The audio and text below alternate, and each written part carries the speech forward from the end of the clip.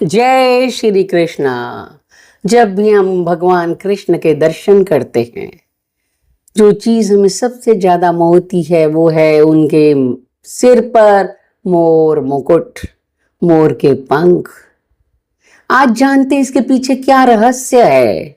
एक बार गोवर्धन पर्वत पर भगवान कृष्ण की बांसुरी की मधुर तान सुनकर मोर मगन हो गए, नाचने लगे। उनका नृत्य इतना दिव्य था कि भगवान कृष्ण भी उनके साथ थिरकने लगे। नृत्य खत्म हुआ तो मोरों के राजा ने कृतज्ञता प्रकट करते हुए अपने कुछ सुंदर पंख भगवान कृष्ण के चरणों में अर्पित कर दिए।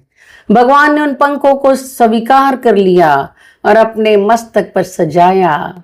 यह हमें सिखाता है कि सच्चे प्रेम और निश्चल मन से ईश्वर को कुछ भी अर्पित करते हैं तो भगवान उसे स्वीकार करते हैं, अपने सिर पर स्थान देते हैं। ये ब्रह्मचर्य और शुचिता का प्रतीक है। भारतीय संस्कृति और प्राचीन ग्रंथों में मोर को बहुत पवित्र पक्षी माना गया है।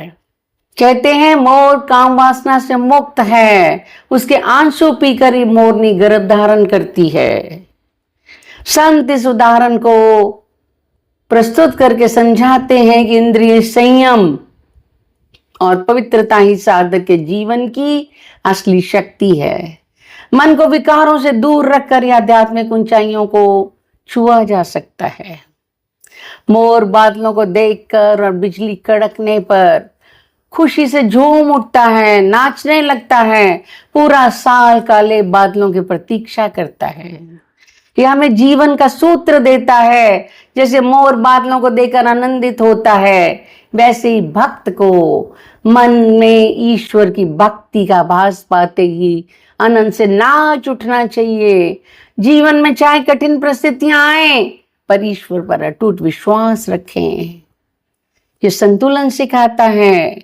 भारी और बड़े पंख होने के बावजूद मोर कुशलता से उड़ लेता है।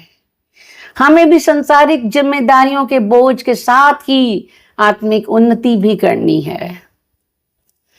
नर मोर बहुत सुंदर है, मादा मोरनी बहुत साधारण दिखती है, लेकिन सिखाता है ये जीवन में प्रकृति का हर रूप अपना महत्व रखता है। सतर्कता सिखाता है हमारे को। जीवन में मोर की नजरें और कान बहुत तेज होते हैं। वह खतरे को भांप कर दूसरों को भी सचेत करता है। साधक को भी अपने मन के विकारों के प्रति हमेशा सतर्क रहना चाहिए। जय श्री कृष्णा।